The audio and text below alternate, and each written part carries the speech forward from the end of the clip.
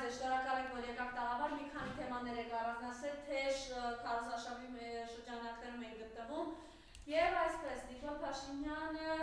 աճ ու ձախ բոլորի հիմնական ընդդիմադիրներին հանում է շպիոններ, գործակալներ, պետական դավաճանության կեղծ ինչ-որ հոդված են փորձում կարել Անդոնիկ Թևանյանի նկատմամբ, պարոն Թևանյանը երեկ եւ այսօր արձագանքել է, պետական դավաճանը ինքն է, Թուրքի պահած իշխանությունը, այս իշխանությունն է իր պարագլխով, ավելի կոպիտ դիտարկումներ, Թուրքի կոշիկ լիզող ես եւ այսպիսի հայտարարություններ է արել։ Խնդրեմ ես ամենի հետ կապված ձեր տեսակետը, ինչ կարող եք ասել, սա ինչ ռեպրեսիվ շրջան է սկսվում, համեցեք։ Նախ բարև ձեզ սիրելի հայրենակիցներ, շնորհակալություն այսօրվա հրավերի այս հնարավորության համար, այո, բոլորիս համար պարզ էր, ակնհայտ էր, որ Նիկոլ Փաշինյանը իր քարոզարշավի ընթացքում պետք է բոլոր հնարավոր ու անհնար միջոցները կիրառի ընդդիմադիր ուժերի նկատմամբ գործ կարելու, ընդդիմադիրներին ընտրարշավից հեռացնելու հնարավորություններն օգտագործելու, ինչու, որովհետև ինքը շատ լավ գիտի, ամենից լավ, քան ինքը չգիտի, թե ինչքան է ընկած իր վարկանիշը եւ ինչքան ինքը այլևս հնարավորություն չունի վերընտրվելու եւ թուրք-ադրբեջանական տանդեմի խոստումները կատարելու եւ դրա համար ինքը հարձակվում է ընդդիմադիրների վրա եւ դա նոր չի, քարոզարշավի ընթացքում չի, որ սկսել է, նա վաղուց արդեն սկսել է, իհարկե գիտենք Սամվել Կարապետյան, իհարկե գիտենք ազգային ուժեր, եկեղեցի, տարբեր անհատներ, մեր կուսակցական ընկերներից բազմաթիվ ընկերներ եւ այսօր էլ երեք արդեն, Թևանյան Անդրանիկին կարծեմ թե պետական դավաճանի ինչ որ կարգավիճակ է ուզում կպցնել եւ ամենածիծաղելին, թե զազրելին, թե ցավալին, գիտեք, ով է խոսում պետական դավաճանությունից, մեկը, ով ամեն օր իր կառավարության ընթացքում սահմանադրական կարգի խախտում է իրականացրել, սահմանադրական կարգ է տապալել, բա դրանից մեծ պետական դավաճանություն, նա սահմանադրական կարգը տապալելով ինքնուրույն որոշեց Արցախը Հայաստան է թե ոչ, ինքնուրույն որոշեց Արցախը պետք է հանձնվի Թուրքին թե ոչ, այսօր հայտարարում է ուրիշ տարածքների մասին, նա պետական դավաճանությունը էլ ոնց է լինում, նա մի ուժի ներկայացուցիչ է, մի ուժի ղեկավար է, որ ամեն ինչ արեց, որ պատերազմ սկսվի, ամեն ինչ արեց, որ մենք Արցախը հանձնենք եւ սրիկայաբար իրենք հանձնեն եւ սրիկայաբար ազգային ժողովում կանգնում ասում է այս ամենի կունենայինք, այս նույն արդյունքը կունենայինք առանց զոհերի, բայց մեզ դավաճան կասեին, բա սա պետական դավաճանություն չի, բա ինչ է, այսինքն նա ասում է մենք գնացել ենք ցավոտ ինչերի, մենք զիջումների, որպիսի այսօր ունենանք ձեռքբերում, բա սրանից լավ խոստովանություն պետական դավաճանության, այսինքն գիտակցված ցավոտ զիջումների գնալը պետական դավաճանություն չէ, բա ինչ է Եվ այս ուժը, որ ամեն ինչ արեց պատերազմ սկսելու, ոչինչ չարեց, որ պատերազմը ժամանակին կանխվի, որ ժամանակին հրադադար կնքվի, ամեն ինչ արեց, որ ադրբեջանական զորքը հայտնվի այսօրվա Հայաստանի ինքնիշխան սուվերեն տարածքում եւ այս ուժը խոսում է պետական դավաճանությունից եւ այս ուժը խոսում է երկրում խաղաղություն բերելուց, երկրում խաղաղություն ես բերել դու, երեք պատերազմ բերող ուժը այսօր խոսում է խաղաղությունից, դա կապիտուլյացիա է եւ դեռ շարունակում է իր հայտարարությունները, որոնք ոչ այլ ինչ են, քան կապիտուլյացիա, այո, նա չի հրաժարվում, չի հերքում այն փաստը, որ պատրաստվում է սահմանագծման, սահմանազատման անվան տակ ուրիշ տարածքներ, մնացած տարածքներն էլ հանձնել Ադրբեջանին, նա երբեք չի մերժում Ալիևի բոլոր պահանջները, Ալիևն ասում է սահմանադրություն փոխի, ասում է այո կփոխեմ, Ալիևն ասում է 300,000 ադրբեջանցիներ պետք է գան Հայաստանում բնակեցվեն եւ նրանց համար պետք է անվտանգություն ապահովի երրորդ կողմի ուժը, որը թուրքական ուժն է բնականաբար, իրենք չեն հերքում եւ դեռ ավելին նրանք այդ ԿՊԱ-ական ներկայացուցիչները այսօրվա մի բանավեճից է եկել, որտեղ նորից ասում են ինչու եք դուք անընդհատ կրկնում 300,000 ադրբեջանցիների գալու մասին, ինչու եք դուք ադրբեջանական նարատիվները բերում հայկական եթեր, այսինքն Ադրբեջանն ասում է դուք չեք հերքում, Ադրբեջանն ասում է դուք լուր գլուխներդ կախ լսում եք, փաստորեն որ մենք ասում ենք ինչու չեք պատասխանում, ստացվում է մենք ենք Ալիևի խոսքերը կրկնում, ասիկ եթե մենք չկրկնենք Ալիևը հրաժարվելու է այդ իր ծրագրից, թե դուք պարզապես լուրուլ հնազանդ իրականացնելու եք նրա այդ պահանջներ։ Սիրելի հայրենակիցներ, մենք այսօր խայտառակ իրավիճակում ենք այս քարոզարշավի ընթացքում։ Ես ընդամենը այսօր եմ եկել Վանաձորից, հա, երեք ԿՊ-ն Վանաձորում, այսպես ասած, քարոզարշավ էր անում եւ մեծ հավաք էր, ասեմ որ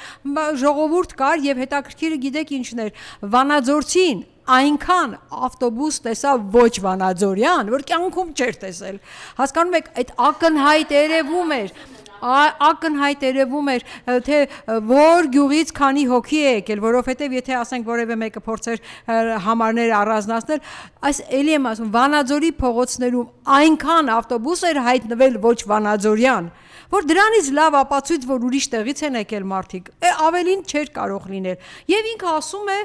մենք այսքան տեսեք եւ կհայտարարի, տեսեք ինչքան մարդ էր եկել իրենց հավաքին։ Դեռ ավելին ոստիկանական գվարդիան, որը ստեղծվել է, հա, որոշակի նպատակներով, ոստիկանական գվարդիայի ոստիկանները քաղաքացիական համազգեստով այդ հրապարակում լիքն էին։ Եթե բացեք կադրերը նայեք, այսպես ասած խումբ կտեսնեք այդ ոստիկանական գվարդիայի ներկայացուցիչներին։ Սա ուղղակի, չգիտեմ, ծաղրել, իրենց են ծաղրում, իրենց են հավատացնում, թե այդ միամիտ իրենց հավատացնողներին են հավատացնում, սիրելի հայրենակիցներ։ Այնտեղ այդ ամբողջ ցանկում, ես չեմ ասում Վանաձորում չկան նիկոլականներ, ես չեմ ասում Վանաձորում չկան նիկոլիզմը պաշտողներ, Նիկոլի հետևորդներ կան, բայց այդ մասշտաբը իհարկե չկա։ Եթե կային, այդ ինչու էին այդքան տարբեր գյուղերից այդքան ավտոբուսներ եկել, ուղղակի ծիծաղելի է, եւ քարոզարշավի այս ընթացքում նրա պահվածքը առավել եւս ապացուցում է, որ ինքը շատ լավ գիտի ինչ վարկանիշի առաջ է կանգնած։ Այդ հիստերիան, այդ հիստերիկ հարձակումները քաղաքացիների վրա, այս հիստերիկ գոռոցները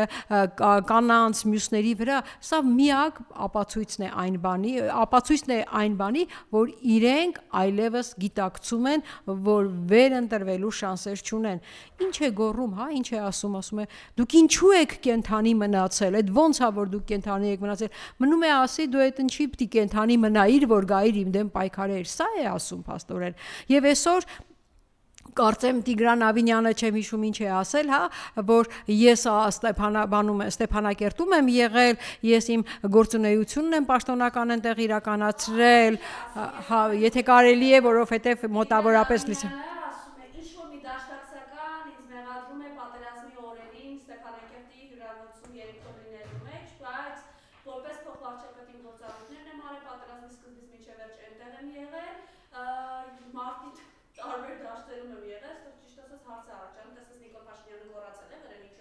Ես հենց դրա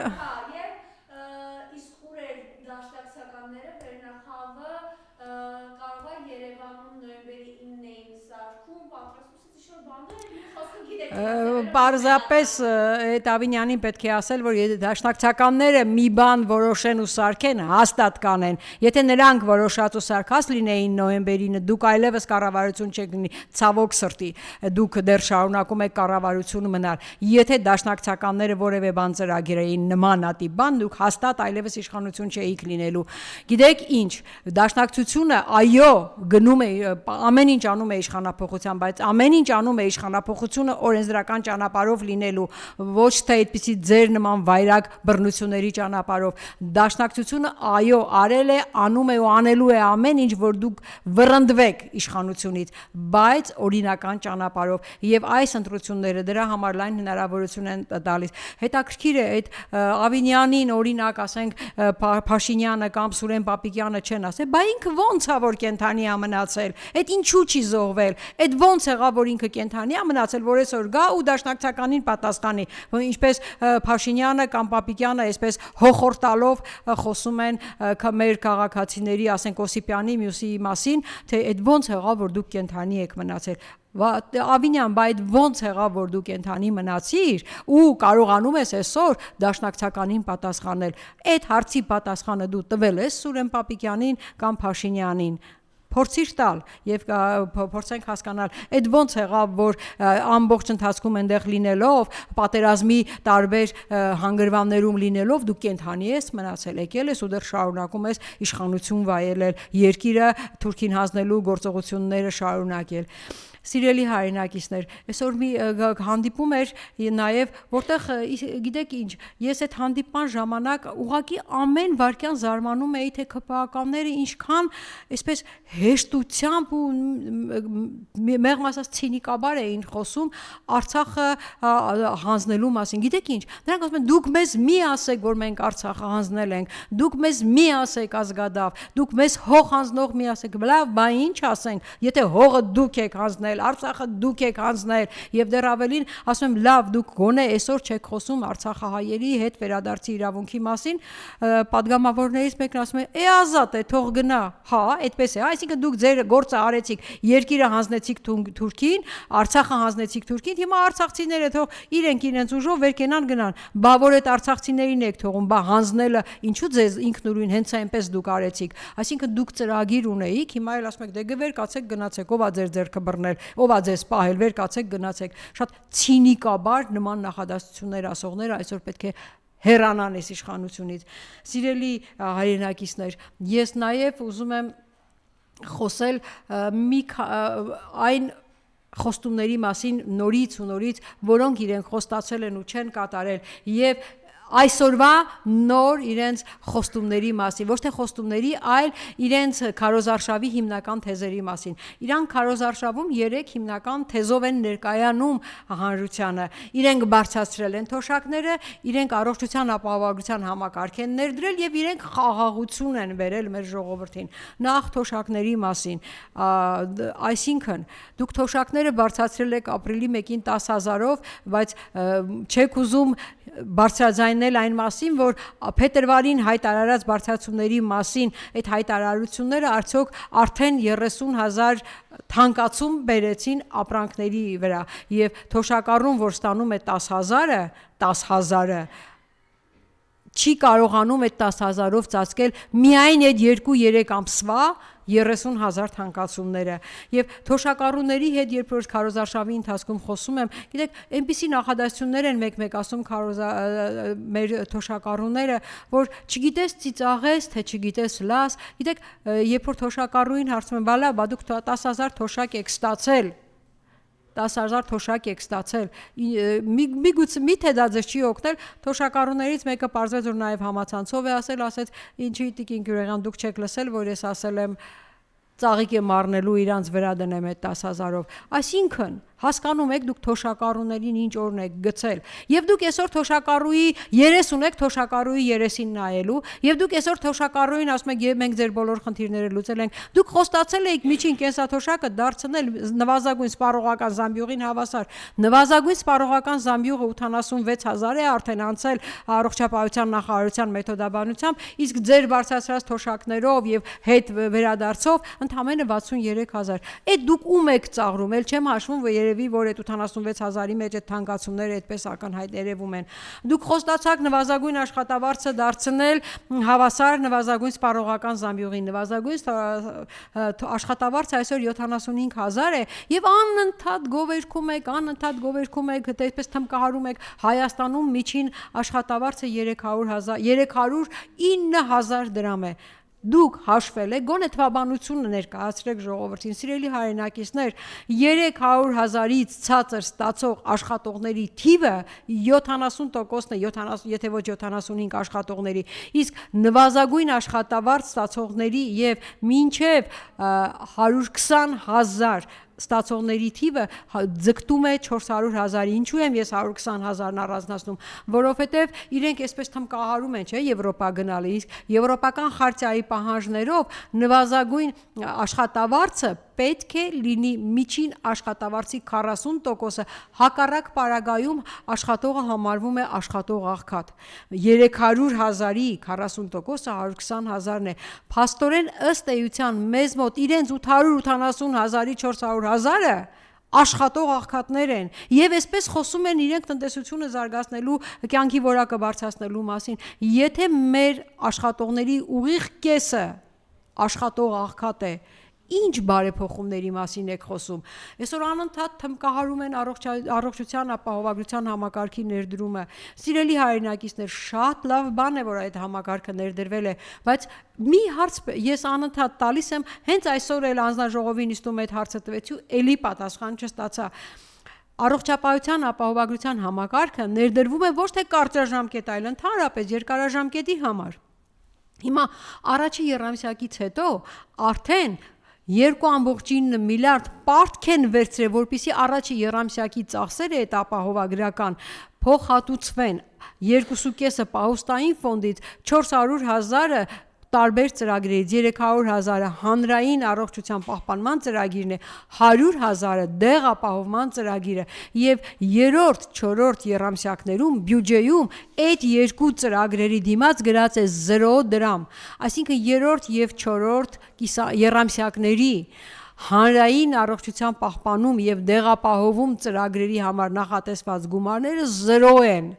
Սա հասկանում եք ինչ է նշանակում։ Եվ այսօր բերել են օրենքի փոփոխություն, դեղերի մասին օրենքի մեջ փոփոխություններ եւ ասում են, քանի որ դեղերի մասին օրենքում մենք նկատել ենք որոշակի թերություններ եւ դեղերի մասին օրենքը ուզում ենք համաձայնեցնել ԵԱՏՄ կանոններին, այսպիսի փոփոխություններ ենք առաջարկում։ Ես ուղղակի հարց եմ տալիս, լսեք, դուք անընդհատ թմկահարում եք, որ գնում եք դեպի Եվրոպա եւ ԵԱՏՄ-ից դուրս եք գալիս։ Հիմա եթե ԵԱՏՄ-ից դուրս եք գալիս,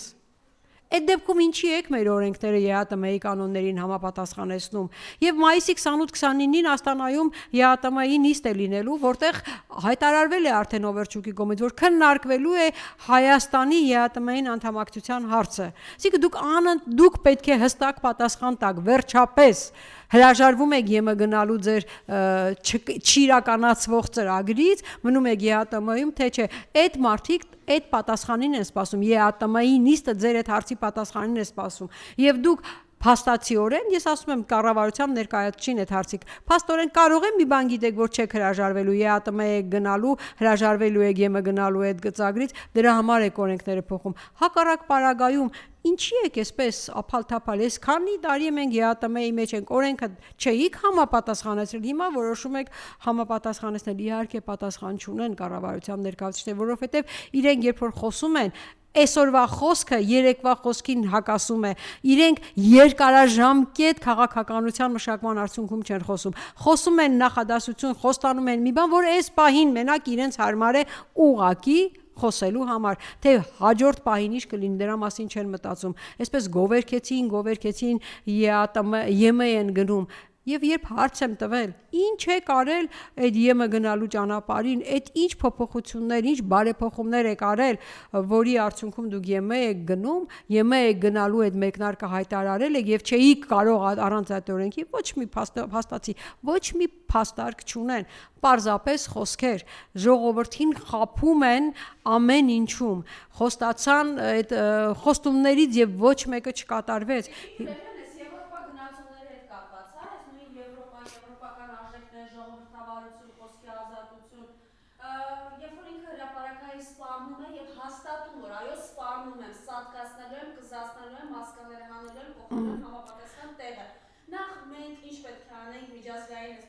Շատ շնորհակալություն,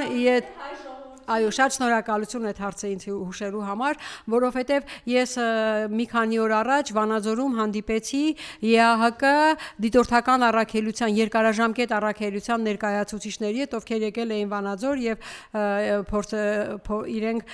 նախաձեռնեցին ինձ հետ հանդիպումը, ես հենց իրենց ներկայացրեցի այս վարչական ռեսուրսի օգտագործումը, այս խայտարակ բառապաշարի օգտագործումը եւ իրենք ասում են փաստեր, ասում են խնդրում եմ բացեք էկրանը եւ փաստերը ձեր աչքի առաջ են, ինչպես կարող է վարչապետը իրեն թույլ տալ կնոջ հետ նման կերպ խոսել, ինչպես կարող է ասել այո սատկացնելու եմ, այո ճզմելու եմ, այո չգիտեմ ինչ եմ անելու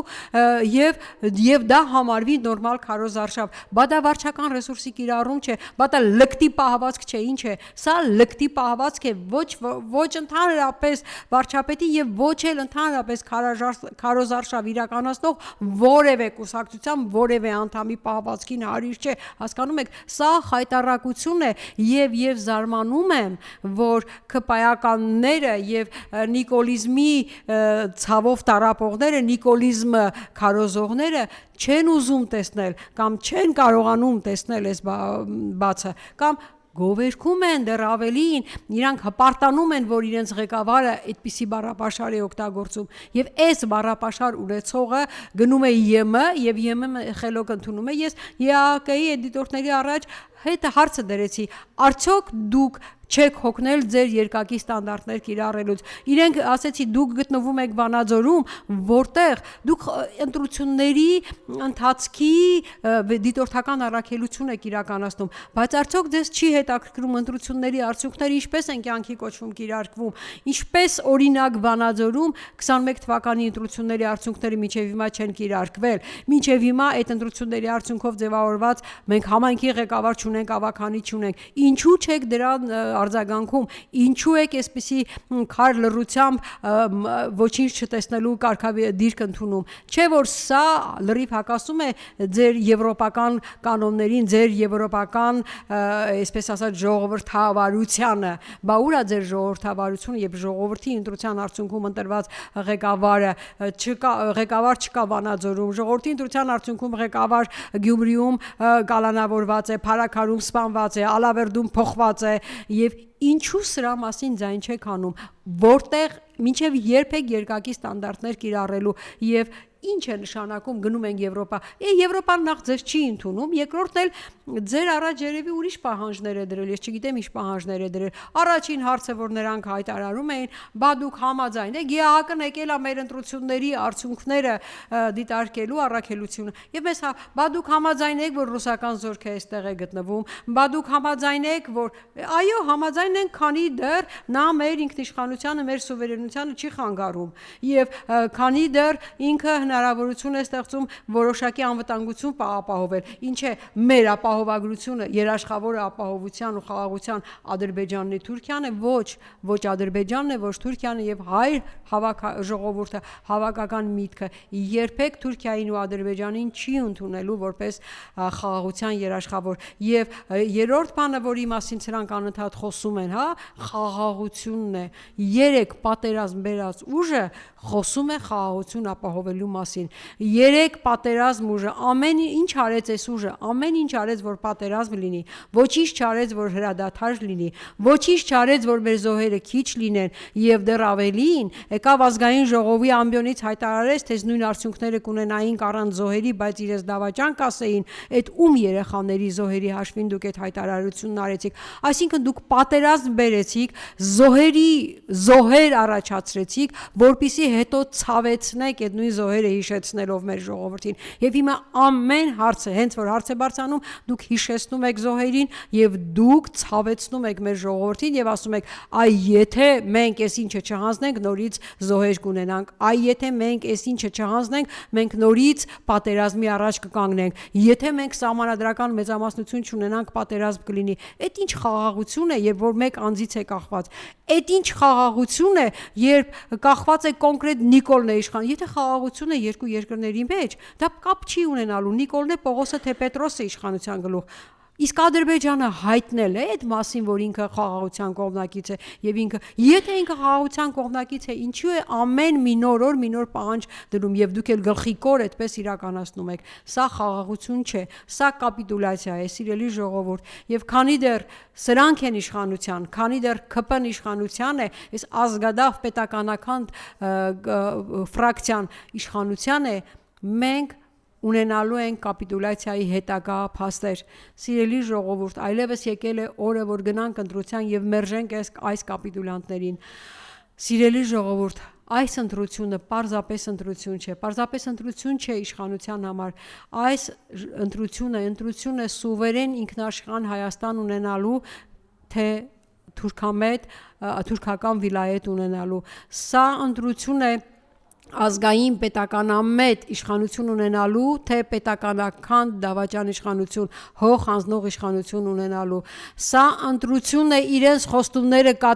կատարող ուժ ունենալու իշխանության մեջ, թե իրենց խոստումները ուղակի քվե ստանալու համար տալու եւ հետո ամեն օր այդ խոստումները դրժելու։ Սիրելի հայրենակիցներ, մենք բոլորս պարտավոր ենք մասնակցել ընտրությանը, որովհետեւ այս ուժի միակ հույսը մեր քաղաքացիների չմասնակցությունն է։ Ինչքան քիչ մասնակցի մարդ ընտրության, այնքան սրանց ստացած ձայները, մանդատները շատ են լինելու։ Ինչու? Որովհետև քիչ մասնակցությունը ենթադրում է իրենց ստացած ձայների մեծ տոկոս։ Համոզված եք, չէ՞ բոլորդ, ես էլ բոլորս էլ համոզված եղեք, որ սրանց ընտրողները ԿՊ-ին ձայն տվողները միևնույն է գնալու են ու ԿՊ-ին ընտրելու են եւ մյուսները ովքեր որ չեն վստահում, չեն հավատում, որ ընտրություններով փոփոխություն կլինի, ոչ մեկին իրենց ասելով չեն ուզում հավատալ, չեն ուզում վստահել եւ չեն ուզում գնալ ընտրության, դա նույնն է թե նրանք իրենց տանը մնալով գնան եւ ընտրեն Նիկոլին, որովհետեւ չմասնակցությունը բարձրացնում է վավեր ձայների մեջ իրեն ստացած քվեների տոկոսը, իսկ ինչքան բարձր տոկոս, այնքան շատ մանդատներ։ Սիրելի հայրենակիցներ, ելի խնդրում եմ, դուք ոչ միայն պետք է գնաք մասնակցեք ընտրություններին, դուք պետք է ընտրեք ազգային ուժին, ազգային կարող ուժերին, այլ նաև ամեն մեկս մեր հերթին պետք է կարողանան գոնե մեկ ընտանիք, ովքեր անտարբեր են, ովքեր չեն վստահում եւ չեն ուզում մասնակցել ընտրության, գոնե մեկ ընտանիքի համոզենք եւ բացատրենք ու տանենք մեզ հետ ընտրության։ Սա է մեր երկիրը փրկելու գրավականը։ Եվ իհարկե ընտրելուց առաջ անպայման ազգային պետականամետ ուժի, նաև այնպիսի ուժի, որը կարող է ներկայացնում է իր երկիր այս մարտահրավերներից հանելու ծրագիր, ներկայանում է այդ ծրագիրը իրականացնող կոնկրետ կարող թիմով եւ երբեք չի հրաժարվել իր խոստումներից եւ երբեք չկատարած խոստում չի թողել եւ այդ ուժը իհարկե դուք պետք է այդ ուժին ներկայացնեք եւ մենք ունենք այդ ընտրությունը, մենք ունենք առաջադրված ընդդիմադիր ուժերից այն ուժը, որի ներկայացուցիչը արդեն իր աշխատանքի փորձով, իր կյանքի փորձով ցույց է տվել, թե ինչքան է ընդունակ նա երկիրը մարտահրավերներից հանելու։ Մենք պետք է ընտրենք կարող ուժի, մենք պետք է ընտրենք այնպիսի ուժի, որը խոստումները տալիս է իրատեսական, ունի այդ իրատեսական խոստումներ իրականացնող թիվ եւ մենք պետք է ընտրենք այն ուժին, որը խոստանում է իր խոստումները չկատարել, որը խոստանում է իր խոստումներից չհրաժարվել եւ իր խոստումները կարողականություն ունի, փորձ ունի եւ որի իշխանության ժամանակ մեր երկիրը միակ ղեկավարը, որ մեր երկիրը այդ իշխանության ժամանակ պատերազմ չի տեսել, որի իշխանության ժամանակ թոշակները բարձրացել են հնգակի, ուսուցիչների աշխատավարձերը բարձրացել են հնգակի անգամ, տնտեսությունը ունեցել է երկնիշ թվով աճ, որի իշխանության օրոք բյուջեն ավելացել է 11 անգամ, իշխանություն, որի ղեկավարություն մարդ, որի իշխանության օրոք երկիրը սկսել է բարգավաճել, երկիրը սկսել է զարգանալ, տնտեսությունը սկսել է զարգանալ եւ այդ ուժը իհարկե Հայաստան Դաշինքն է Ռոբերտ Քոչարյանի ղեկավարությամբ եւ ես համոզված եմ, որ սիրելի հայրենակիցներ, մենք պետք է անպայման մասնակցենք ընտրության եւ ընտրենք կոնկրետ երկիրը մարտահրավերներ հանելու ծրագիր ունեցող, այդ ծրագիրը իրականացնելու կարողականություն ունեցող թիմով եւ փորձառություն ունեցող թիմով։ Անպայման մասնակցենք եւ անպայման ընտրենք ազգային պետականամետ ուժի։ Միասին կարող ենք։